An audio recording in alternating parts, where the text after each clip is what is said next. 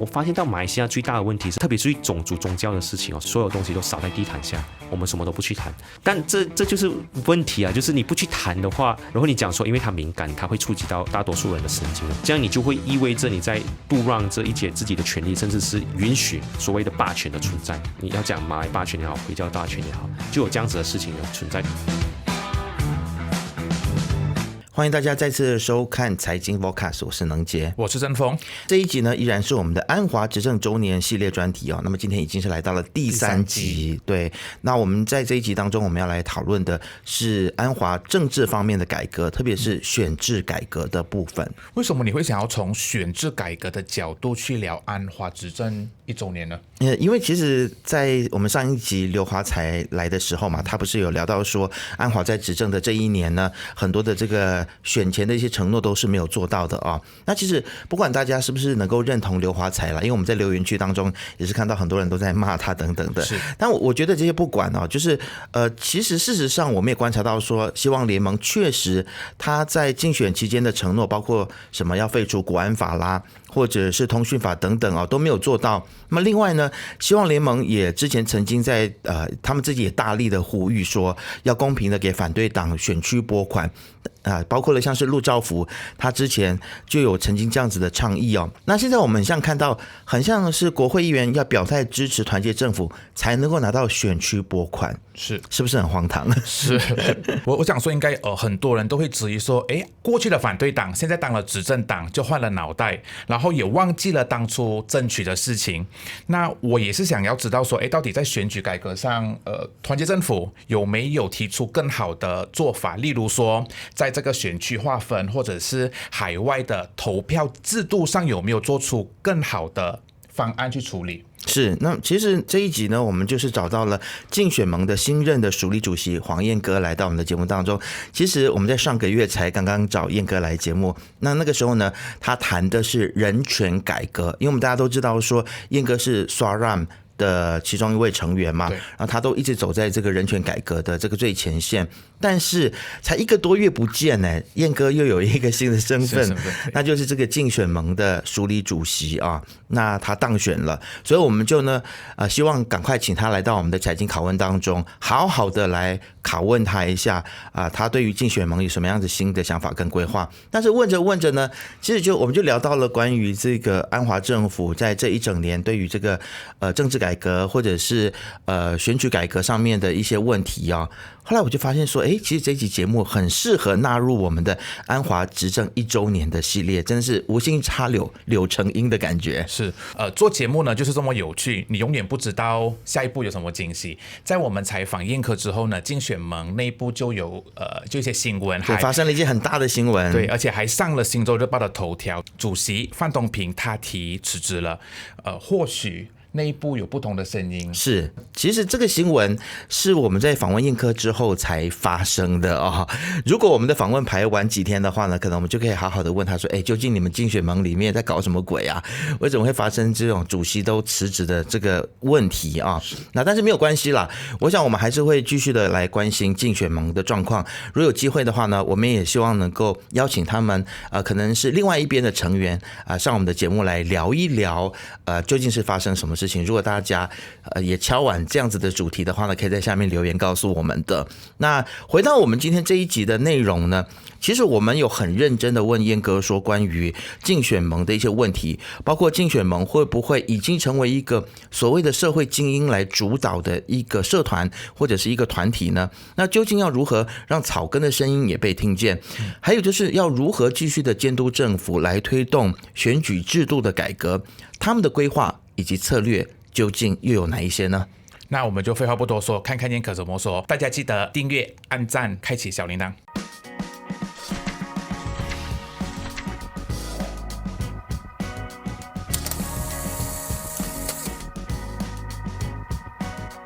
那么其实我们是一直都非常希望能够邀请到竞选盟来上财经拷问，但是在过去好像都比较难找到一位可以用流利的华语来跟我们交流的这个人选啊。那么既然燕哥当选了这个署理主席呢，我们终于可以好好的来聊一聊竞选盟未来在大马的民主当中要扮演一个怎么样子的角色，包括了竞选盟最近提出了一系列关于这个政治改革以及选区发展拨款的建议哦。那我们就来跟燕哥来聊一聊这个 Bersih， 也就是竞选盟的立场。先来欢迎燕哥。Hello， 大家好，我是燕哥，谢谢能杰邀请我多一次去谈这些东西。是，其实我真的非常的惊讶，就是你在短时间之内这个身份的转变。来跟我们先讲一下，就是为什么你会想要去竞选这个竞选盟的这个职位呢？我其实很机缘巧合，因为那时候我的老板就是我问说，你们想不想带一些年轻人声音进去竞选盟那边？我讲why not？ 就是这样，我就直接讲说 OK 啊，就把我提名上去。然后其实我那时候很意外，因为我的对手其实是一个我非常尊敬的一个前辈来的，他叫赵莹，然后他也是在人权的工作里面有很多的经验，然后我也是做这一个心态，就是觉得可能我也会输这个选举。所以你当初是没有想到说你会赢的。我没有想到会赢，但当然我们之间的那个 margin 是非常的接近，就是好像是4票之差而已啦。OK， 所以但是也是恰好是我觉得可能公民社会也是想要有不同的脸孔，特别是年轻的脸孔进去，就是给予其他不同的那意见啊等等，看我们能不能把竞选盟带去新的一个高度这样子。所以我非常谢谢就是支持我的那些公民社会的团体。但那个时候其实你知道你当选的时候你的感觉是什么？是有吓一跳吗？或者措手不及吗？对，肯定会有一点惊讶，因为毕竟对手是一个非常强大的一个人嘛。过后我就慢慢开始感觉到一点点的压力了，因为毕竟竞选盟是一直以来我以前小时候都是看报纸还是看电视机才会看到竞选盟这样子的类型。当然之后参与学运跟社运之后有接触到竞选盟，但毕竟竞选盟是一个非常大的我可以讲是一个运动，就是里面有60个联署团体。所以是我觉得他的那个负担跟那个责任是更重大的，因为毕竟这是一个影响力蛮大的一个组织嘛。对。那其实你在这个当选署理主席的时候呢，你就有说到说，认为其实 Bersih 需要跟草根民众的这个互动要多一点啊。那其实所谓的要跟这个草根民众有更多的互动，到底要怎么样子做到呢？我认为是有分成几种啦。第一种是首先我们要去找回自己的联署团体，因为毕竟在纳吉下台之后，或者是国政政府倒台之后，可能Bersih 会比较专注在的东西，就是我们要推出不同的那个倡议跟改革 ，which 我觉得应该做。因为毕竟现在刚刚好有契机，如果是新的政府，然后你可以在他们薄弱的时候，公民社会要崛起来去谈这些事情。但同时，为什么讲要去进回草根，要这样子做？首先要找回自己的联署团体，去跟他们听他们讲说，去讨论。因为我认为说，现在整个社会运动它应该也是来到一个十字路口，就是到底我们的方向要去如何？是只是专注做倡议吗？还是我们要做不同的机会，还是运动去影响更多草根的人？我觉得到现在应该还没有一个共识。而且如果你看得到，以前 Bersih 就专注在一个共同目标，就要推翻纳吉政府，对吗？就是当然竞选盟讲公平、干净、公平选举也是一个非常重大的东西，但是这个是 common goal 嘛？但这个目标是否达成还没有。但同时呢，你会发现到现在公民社会是大家都在做着自己的东西。其实一个我觉得蛮好奇的，就是为什么一定要2选1呢？其实我们是可以并驾齐驱的，是可以并行的，对吗？对，我觉得应该并行。我认为应该并行，因为首先你不知道这个政府会怎么做，但是你有机会的话，有契机的话，就应该要在里面去 push 他们去做一些改革。但同时你不要忘记，就是公民社会的角色本来就是监督者，他绝对不需要从政治人物的考量去想，如果我们做了这样子的运动、这样子的行动之后，会导致政局如何改变。我们应该要想的东西是，谁当政府，我们应该要确保他们是受到问责，他们是受到监督的。对于任何一个政府也好，包括团结政府或者是西盟主导的团结政府，都应该要有相同的那个批判力啦，不可以因为就是觉得说之前他们是反对党，然后以前有跟我们一起推动一些公民运动，所以就反而批判力度就比较少，给他们更多的这件时间。我觉得我们不需要有这样子的 dilemma， 这样子的两难选择，而是像你所说的两个一起做，他们做得好给予肯定，做不好一定要批判，让他们去做出改变。要知道说你的选票不是理所当然的。毕竟可能有一些朋友跟我一样会有同样的感觉，就是说竞选盟在这段时间里面，很像在很多的公民运动当中似乎是缺席的，就是比如说街头运动，我相信，即使民间有很多的可能愤怒或者是怨气，以前是可以在街头当中去释放的、去示威的，但是很像竞选盟已经蛮长的一段时间都没有在带领大家做这件事情，可能就像你刚才所说的就是有一个沉寂的一段时间。对，因为有几个原因，第一个当然最明显的就是因为疫情的问题，然后大家不能出街上街头，然后第二个是因为我觉得是我们长期以来人民的 mindset。就是认为我们就交于政党政治人物去决就好。就比如说拿一个比方，那时候喜来登行动发生的时候，其实公民社会包括竞选盟也是有在讨论到底要不要上街等等这些。但这时候大家就认为说，如果上街的话，感觉上是会起冲突，因为现在喜来登行动，特别是慕尤丁带领的那些议员，他们是以自己是作为马来人的团结政府，想要去夺权的，会不会变成是马来人对立非马来人，就有这样子的讨论。但对我而言，那时候当然我知道公民社会很难有取到一个共识，然后我们年轻人离开了会议现场之后，我们直接办了一场在独立广场做的一个集会，就是大概出席人数不多，100多人200人最多。那至少我觉得是我们要表达出去。而为什么竞选盟在不同的那个事件政治事件发生的时候，为什么感觉上我们的能动力没有像以往这样多？我觉得首先我们要问清的第一个问题就是，其实可能公民社会一直以来都是算是精英阶层的，就是有没有自己很好的一个 base 人民，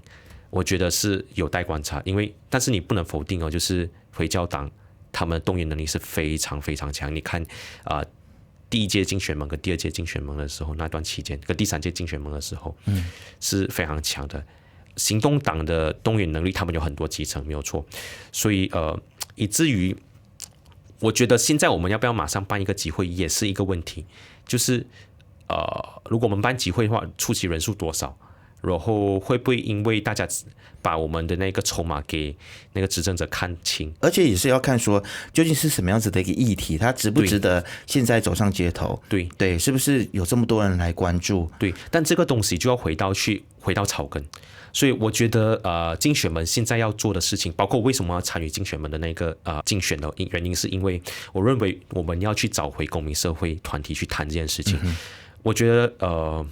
改朝换代。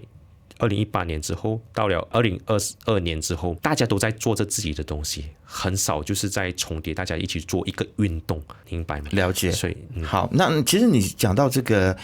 草根民众这个部分的话，其实一直以来大家也会觉得说，就像你刚才所说到这个可能在组织里面，包括像 Bersih 里面，大家都觉得说领导阶层是比较是精英阶级精英人士。那如何接下来让更多草根还有民众的声音进到竞选盟里面，或者是进到类似你们这样子的公民组织，你有什么想法？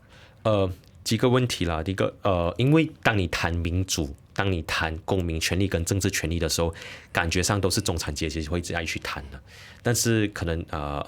B4D 他们关心的是他们3餐是否温饱等等这些。所以我认为是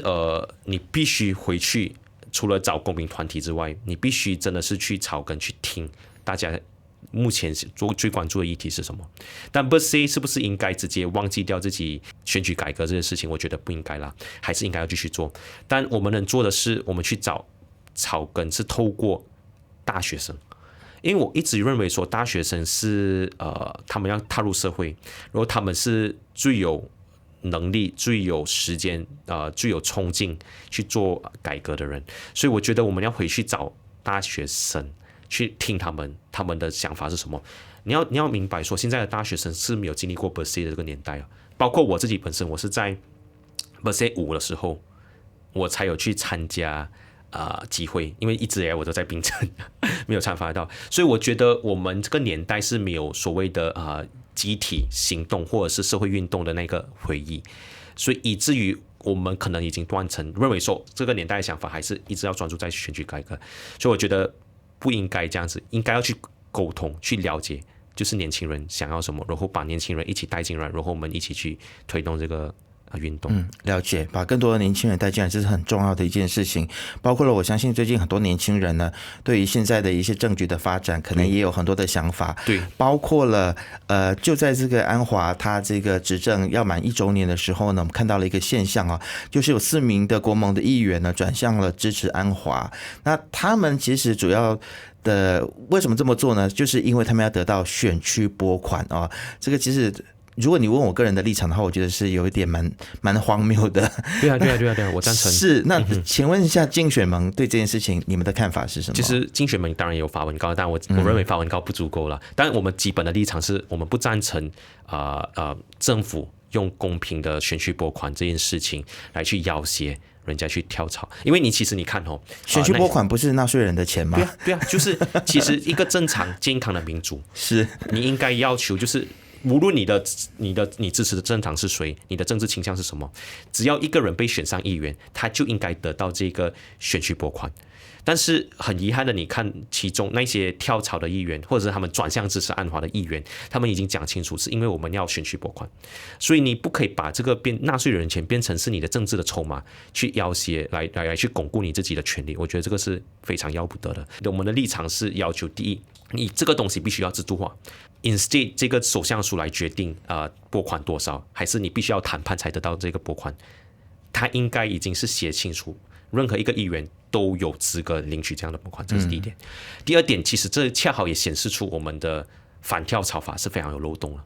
但要不要巩固反跳槽法也是一个很大的疑问。就是如果你巩固反跳槽法，万一今天政府要求推动一种非常民粹的方式，比如说剥夺非马来人的这个教育的权利。那在这边在议会厅通过的话，这些执政党的议员是不是可以投良心票，又是另外一回事情。所以我们竞选盟的立场呢，一直以来都是认为选举罢免法还是最佳的选择，因为你让人民去决定。如果说今天这边选区的人民他们认为说他们不赞成这种方式的转态，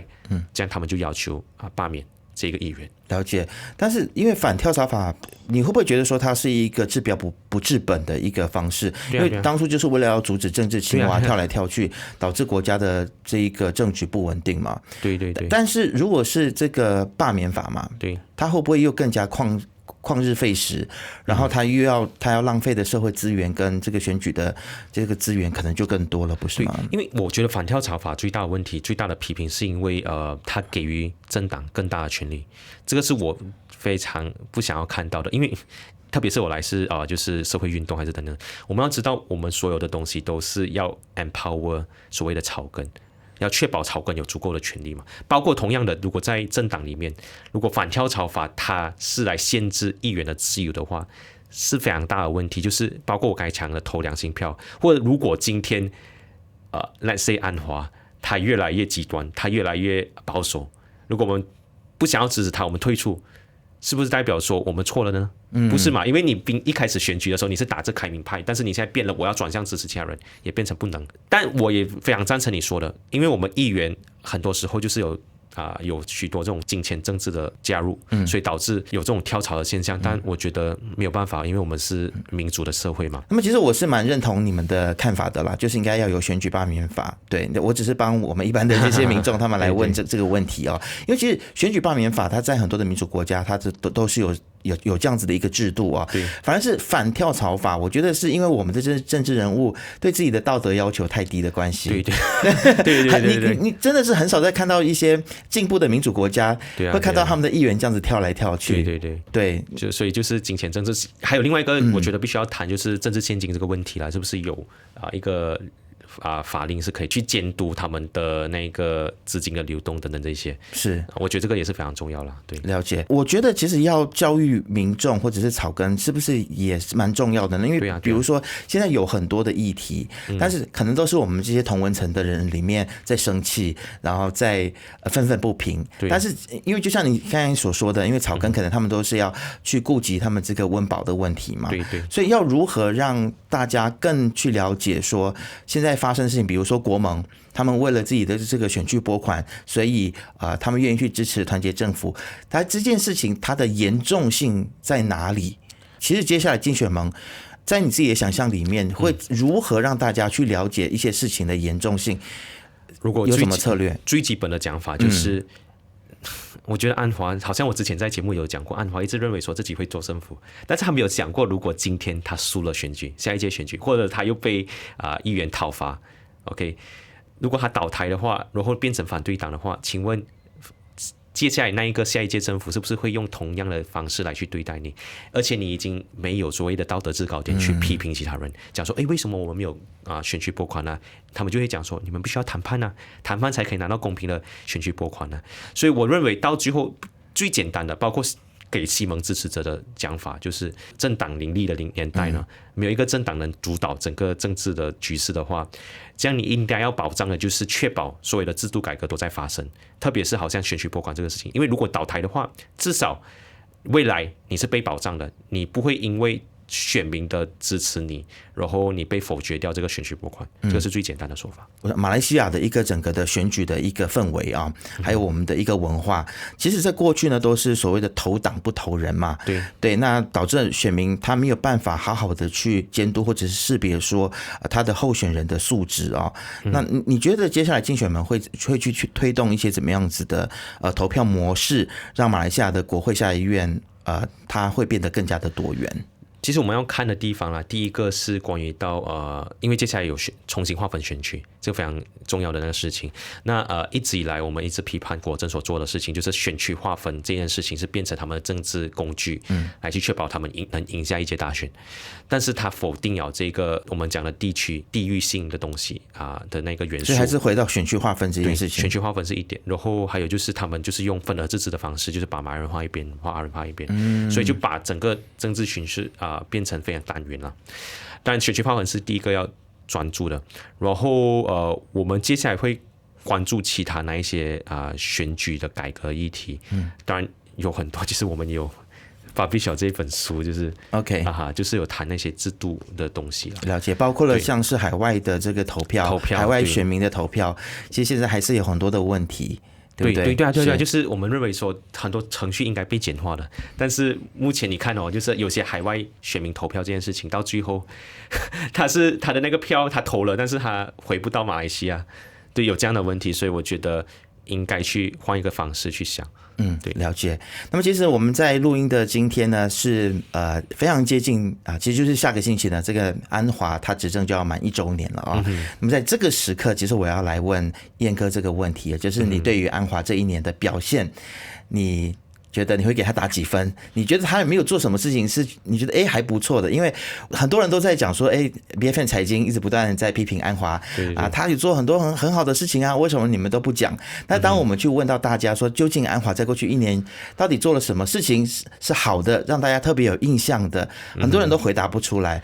不晓得燕哥你的我觉得现在可能大家有一点点改变了，特别是安华就是落力的去声援巴勒斯坦人，然后完全不管整个国家经济。我相信很多非马来人的群体有在批评啦，但我不是讲说安华不应该去声援这个巴勒斯坦的人民，我觉得应该，但是你也要知道你的那个当前应该解决的问题是什么。所以 OK， 如果你要评断他的那个表现呢，个人而言我认为是不及格，因为有很多东西他都没有做到，他答应的改革都没有做到。就比如说这个选区拨款的事情他是直接右转是不是？而且还利用这个选区拨款来让这个他的敌对的这些人来支持他。第二个就是关于到所谓的恶法到底有没有被废除，所以我们可以看到好像煽动法他已经讲说他不会被废除，然后 Printing and Publication Act 没有被废除，然后同时他们用来去打压一些那个 Swatch 的手表的事情，比如说他讲说以后不可以有什么彩虹颜色的那种首饰啊，其实这个就跟当时候国珍再去 ban 掉金选盟的黄衣服就是这样子的同样道理。为什么你会用同样的恶法来去对付这些人，然后尝试去讨好保守选民？包括我们看到在他执政底下，就是一个非常进步的preacher 万基，就是他也是因为这样子然后入狱嘛。他是在国政时代被告，但是他被告他入狱之后，是不是有一些事情我们可以做的，这个政府可以做的？比如说是不是要赦免他？因为我们不可以因缘而入罪的嘛，是不是？我觉得不应该这样子啊。你觉得接下来会不会越来越多因言入罪的状况出现在马来西亚？他们已经讲清楚哦，就是现在政府会谈他们言论自由必须要被管控。而且如果像我不知道媒体有没有这样子的遭遇，但我有一些媒体的朋友也讲说，现在法米法兹的领导下，其实媒体的自由反而更被压缩，比较起之前沙比里的年代。穆尤丁也是不是很好啦，但沙比年代好像都更压缩，他会要求你管制你应该报道什么，不应该报道什么，或者是你一报道一点点稍微不对的事情，或者是 opinion 的问题而已，不是 facts 的问题，只是 opinion 的问题，然后你也会被这样传召问话。我觉得他们现在也是开始在专注着那个 3R 的事情，种族、宗教跟王室。但我个人认为不应该这样子去做。你要知道说，为什么我们要给予那个言论自由？原因是因为我们要有机会去讨论这些事情。我发现到马来西亚最大的问题是把，特别是种族宗教的事情所有东西都扫在地毯下，我们什么都不去谈。但这就是问题啊，就是你不去谈的话，然后你讲说因为它敏感，它会触及到大多数人的神经的话，你不去谈，这样你就会意味着你在杜让这一些自己的权利，甚至是允许所谓的霸权的存在。你要讲马来霸权也好，回教大权也好，就有这样子的事情的存在。所以我觉得应该要去敦促安华去废除这些法令。当然，限制所谓的言论自由应该是比较专注在他到底，好像比如你教唆人家去犯罪，或者是要教唆人家去仇恨，真的这个我们可以再谈，这个我觉得应该要被管制了。其实我真的相信说人民制衡的力量是非常重要的啦，但是在人民制衡的力量的这个一个前提就是说，我们必须要唤起大家的意识。对，那其实我相信安华如果继续再这样子，比如说在搞民粹啊，或者是本来原本都已经承诺的事情没有做到的话，其实我相信他是会在民间里面去累积民怨的。对，那这个民怨如果他累积到某一个程度的话，他的爆发，所以他可能就又会重现在街头。所以这个时候，我觉得Bersih 可能就可以在未来如果有太大的民怨的时候，你自己的想法就是接下来竞选盟，因为你刚刚上任了，所以我问你这个问题可能有点早，但可能你有一些想法，可不可以跟我们分享说，如果接下来真的是有很大的民怨的话，你们会怎么做？当然上街头肯定是一个方式，但其实民怨大到会不会上街头，我觉得是另外一个必须要谈的。在我看来，其实我们面对到最大的问题是社会的分化是非常越来越严重的。OK， 它比较起以前，所以你看啊，为什么之前竞选盟他有办法带领民众上街？首先，大家有一个 common enemy 共同的敌人，纳吉，然后还有就是国政政府。但是现在这个东西倒台之后，其实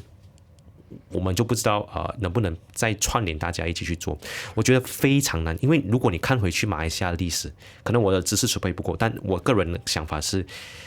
在马来西亚独立历史里面呢，我们一直以来都是交由政治精英去决定马来西亚的未来，就是透过协商的政治。然后我们跟比较起其他那种独立的那个运动，